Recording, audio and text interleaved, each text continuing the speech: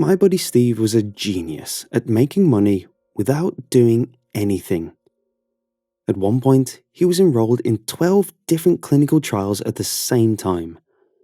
Some of these were for drugs that would have had bad interactions, but it didn't matter to Steve, because he never actually took the drugs.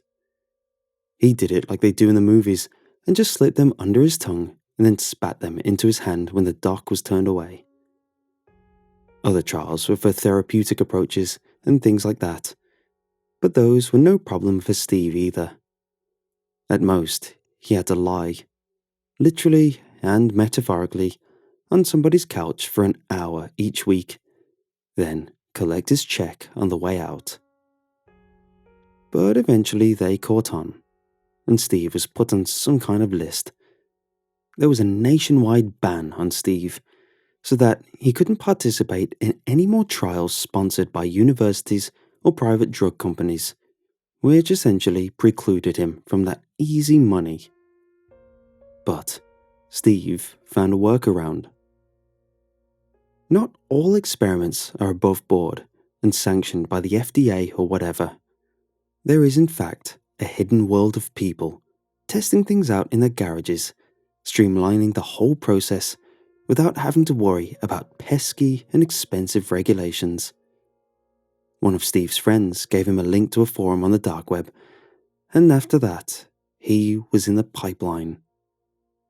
The thing about these experiments is that if they were for, say, a new drug, they didn't trust you to just swallow the pill. You had to open your mouth and lift your tongue. You had to actually take the thing, because these people weren't messing around. But boy, did they pay. One morning, I was awakened by an insanely loud banging at my apartment door. "Who's that?" moaned my girlfriend, Sophia. I looked at the clock with bleary eyes. It was 5:55 a.m. "Open up, dude," shouted Steve from the hallway. "Oh no, it's him," said Sophia. "He could be in trouble," I said, shooting out of bed, full of adrenaline. I answered the door in my boxers, and there was Steve, bouncing up and down, his pupils each the size of the full moon. "Are you okay?" I asked. "I'm awesome," said Steve. "Holy crap, dude, this stuff. They gave me $1,000 to take one pill, and it rules so much. It feels so good. Oh my god, Jay, oh my god." My head hurt as I tried to piece together a thought.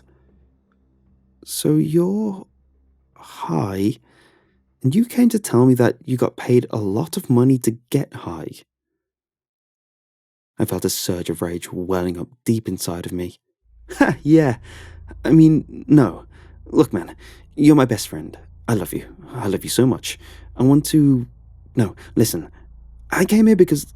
Look, there's money. A lot of money. For me and for you. 20 grand. To play a video game for a few hours. Look, I'm just telling you this because I love you. You don't need to take drugs or anything. Just do some virtual reality stuff for a few hours and boom, 20 grand in your pocket. Like that." The flood of rage died down as I tried to make sense of what Steve was saying. I couldn't. "What are you saying?" I asked. "Why are you here before the crack of dawn? Sophia's mad, and so am I, really." No, said Steve, with a horrified look on his face. "No, I want you to be happy. Sophia too. Look, listen, look. You still have that Tor browser I set you up with and all that?" I guess so." Good. Listen, look." Steve jammed his hand in his pocket and pulled out a piece of paper. "Look, just type this in and you'll see. Easy money, okay? $20,000. You can finally buy that engagement ring even." I reached out and smacked Steve across the side of the head. "Jesus Christ, dude, keep it down, yeah?" Steve looked shocked and hurt for a moment before the realization dawned on him. Oh, damn. My bad. I'm sorry, dude. I'm sorry. I wish I could delete it. Listen, are you going to check this out or what? He held out the crumpled piece of paper to me. I took it and shrugged. I'll check it out, Steve. But that's it for now. Why don't you head home and sleep this one off, Yes, said Steve, nodding his head like crazy. Yes, check it out. I'll sleep it off. I started to close the door, but he stuck his foot in just before it closed. Dude? Yeah? Can I use your bathroom? I opened the door and sighed as he rushed into the bathroom and started puking his guts out.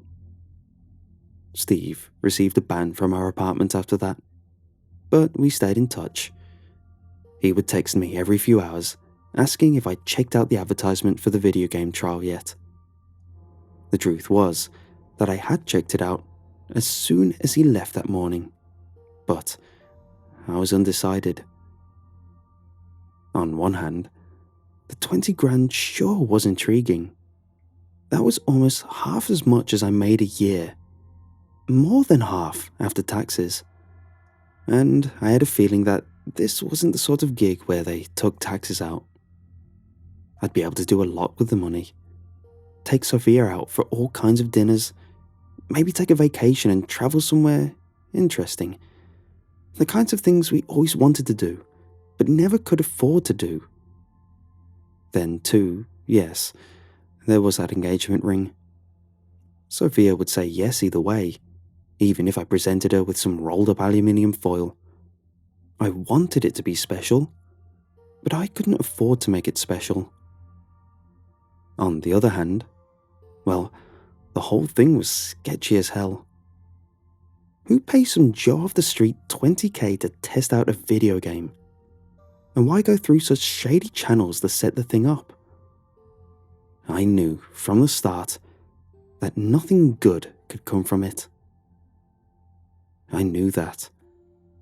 But I did it anyway.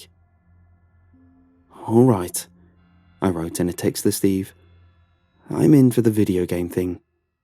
My man, we're going to be swimming in caviar, my dude. Steve and I drove to the address together. It was, strangely, a respectable-looking office building. We went up to the entrance and looked at the map of the building. There was a lawyer in there, a counsellor, an accountant, and so forth. Damn, said Steve. Which office is it? On cue, his phone buzzed. Oh, he said. The basement. The basement? I asked. No, for real. The basement? I don't know about this, man. Come on, dude.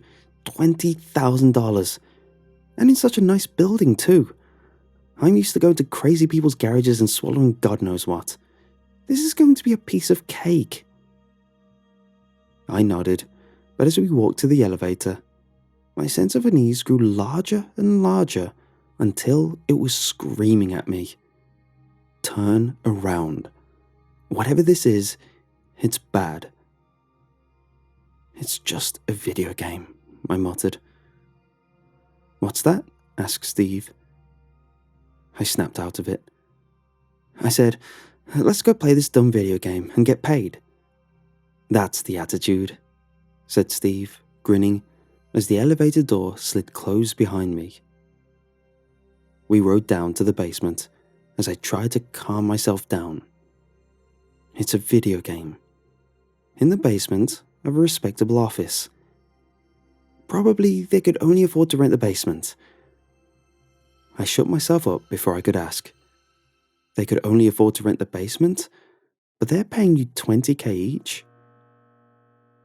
When we reached the bottom, the door slid open, and the first thing that I saw was a man and a woman sitting at a plastic work table in the middle of a large room. Other than that, it looked like a standard basement with equipment like boilers and hot water heaters and exposed wiring and concrete floors. "Welcome," said the woman. "Stephen and Jason, is that right?" "That's us," said Steve, stepping off the elevator. I followed behind him and watched as the woman wrote something on a clipboard. "That's fantastic," said the man.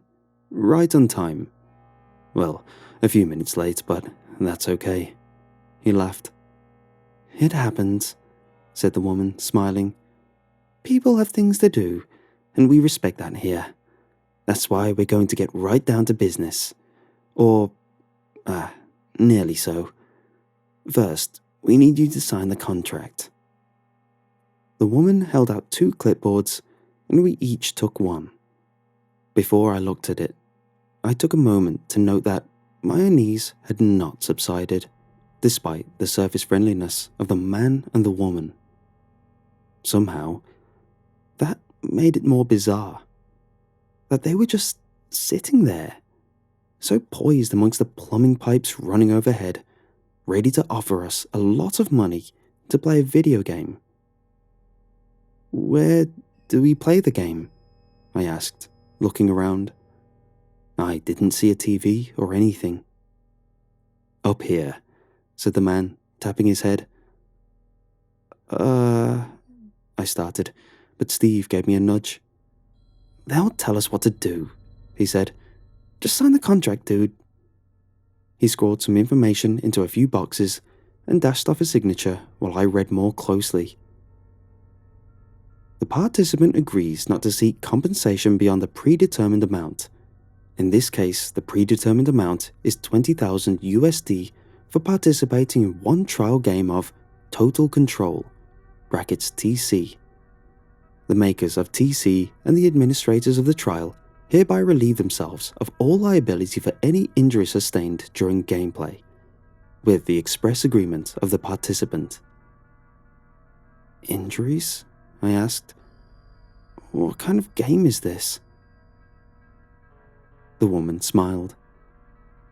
"Unfortunately, we're not allowed to tell you anything about the game until you sign the contract.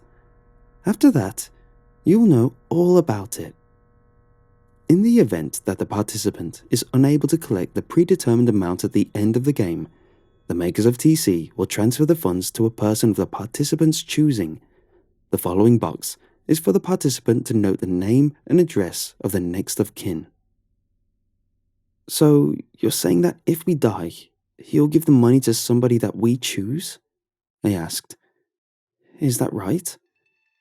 "That's right," said the man. "If we die while playing your game?" I stressed. I turned to Steve. "This is nuts." Steve shrugged. "It's a lot of money, dude. Take it or leave it. I'm taking it." I tried to convince myself to leave it, but then I thought about going to Europe with Sophia. I wrote her name in the next of kin box, then signed the form. I handed the clipboard back to the woman, who scanned it over. "Fantastic," she said. "Now will you tell us what this game is?" I asked. "We'll do better than that," said the man. He reached down into a cardboard box on the ground and pulled out what looked to be 2 headsets. "We'll show you the game. Please, gentlemen, put these devices on your heads and prepare for an experience unlike any other, or so we hope," he added, laughing. Steve didn't hesitate to put the thing on his head. It looked like the front half of a helmet, with an elastic band securing it in place, and a pair of glasses attached to the helmet. "I don't see anything," said Steve. "It's a 2-player game," said the man, nodding to me. I took a deep breath. It's just a video game. I put the headset on and looked through the glasses. Everything looked the same, except it had a slight yellow tint. I watched as the man reached into the box again and brought out 2 video game controllers. He handed one to the woman, and then they each pushed a button. I heard Steve scream a split second before I heard the hiss of some hydraulic mechanism being engaged just above my ear. Then, I felt the most intense pain in my life. It felt like something was being jabbed directly into my brain. And that's exactly what happened. A trickle of blood rolled down the side of my head as my brain lit up with pain. Then, I was out of it.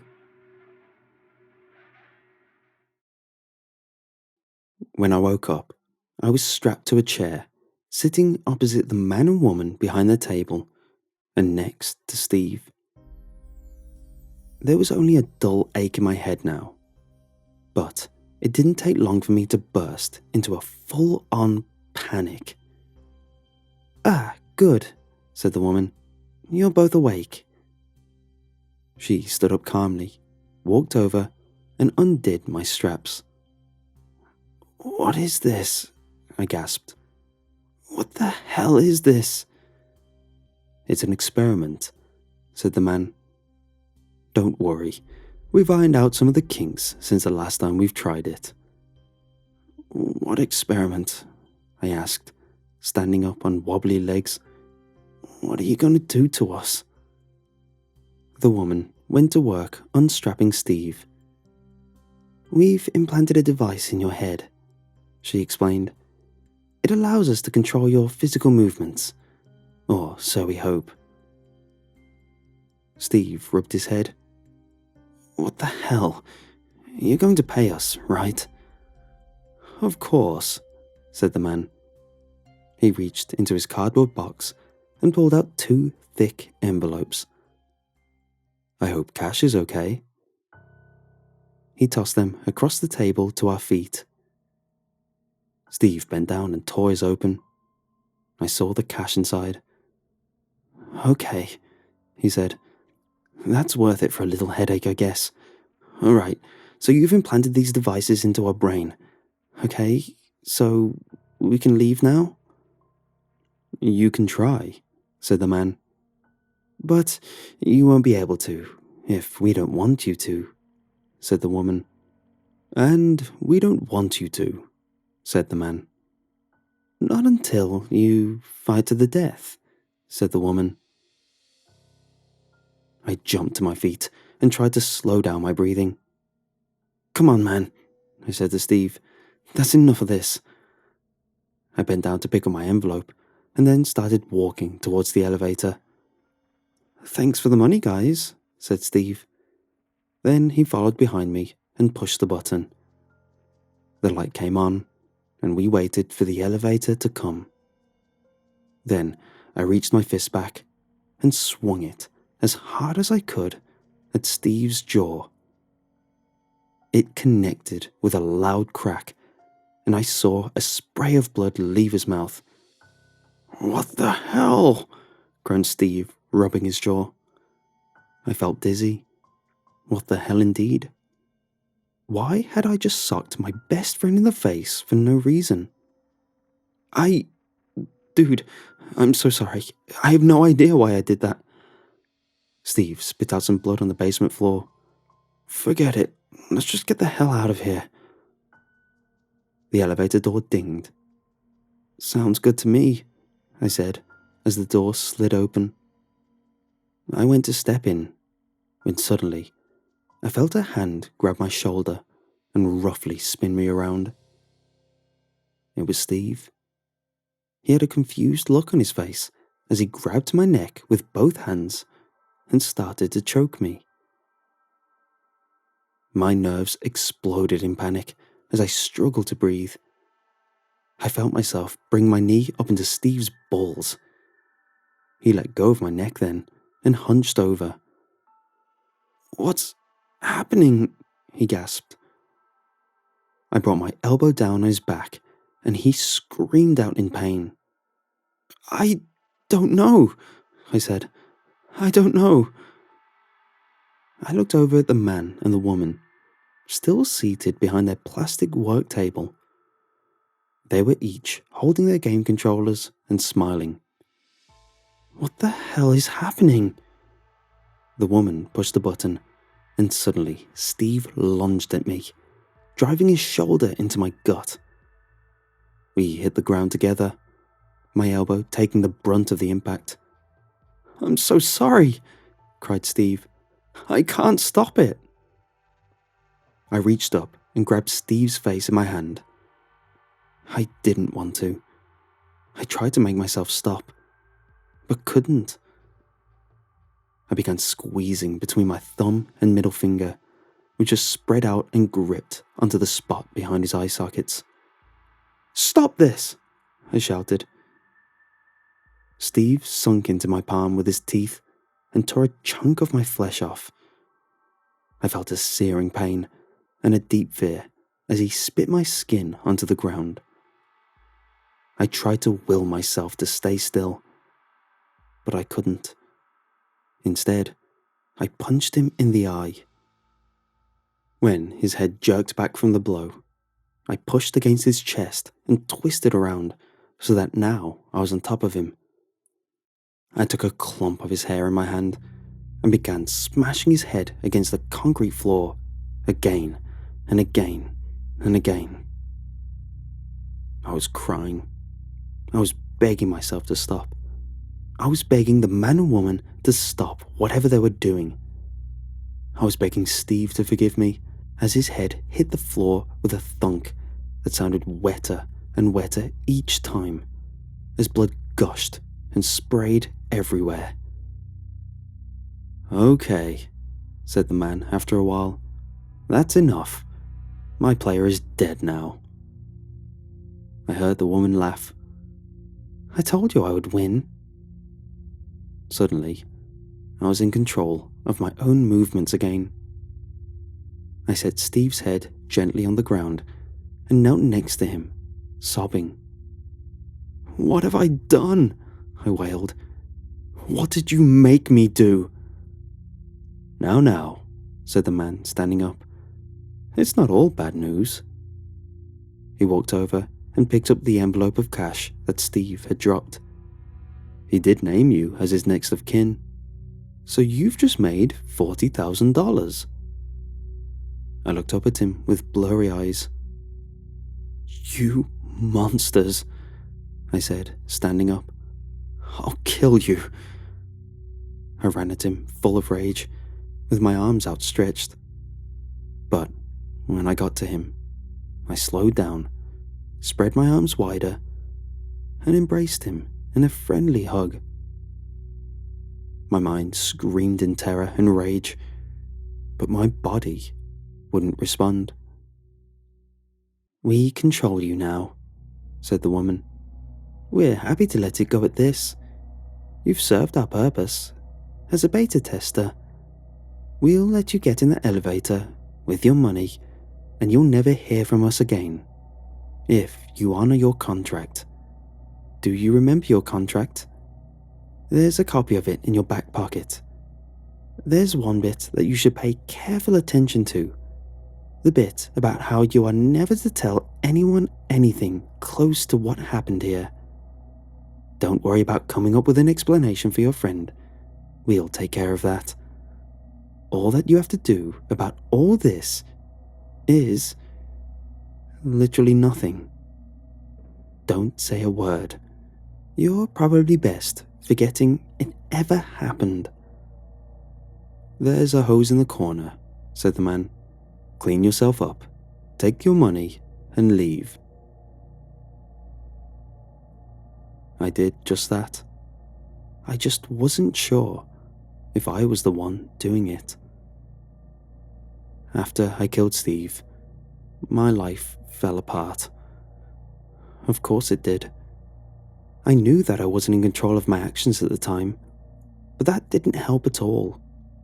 I'd watched the life leave his eyes, and I'd gone on smashing his head against the concrete again and again, well after he was dead.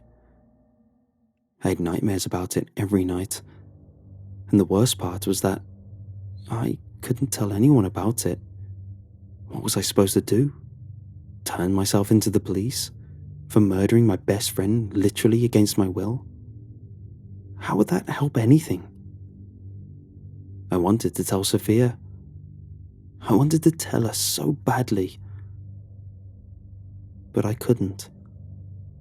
Those people had put the fear of God in me. We started doing fancy things together with the money, like going out to eat. But it was no good. It was like a part of me had died when Steve had died, when I bashed the life out of him.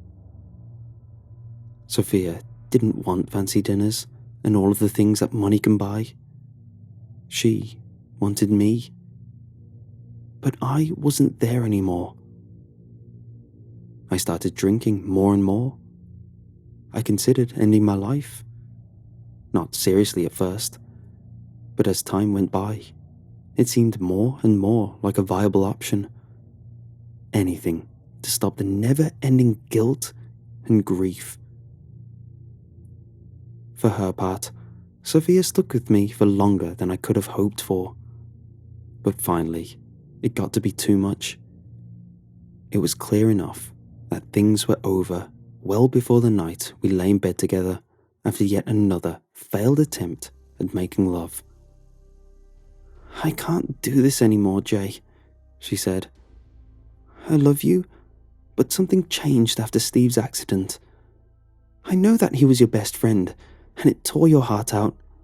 But what about life? What about me? You didn't die.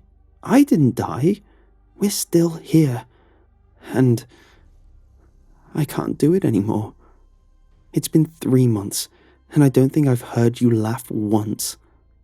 I'm not blaming you, and I can't tell you how much I wanted to be able to do this. It's my failure, really. But like I said, we're still alive, and I want to live while I can. And I want you to live too." I clenched my jaw, trying to fight back the tears. I tried to think rationally. If you really love her, you'll tell her to leave. But I didn't. "I have to tell you something," I said.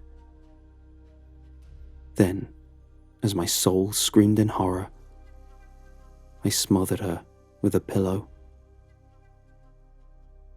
I've been in bed with Sophia's corpse for 2 days now.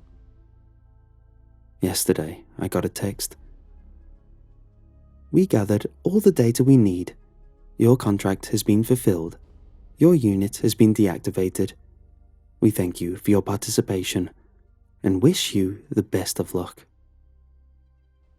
I don't know what to do. I'll start here by typing this out. My name is Jay, and I killed my best friend and the love of my life. But I wasn't in control of my body at the time.